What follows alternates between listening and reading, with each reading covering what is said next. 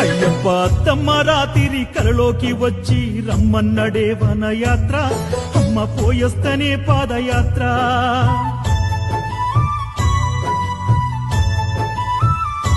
అయ్యకు మనకున్న బాధలు నోరారా చెప్పొస్త కనులారా చూసొస్తనయ్యా కష్టాలు చెవులారా చెప్పొస్తనయ్యా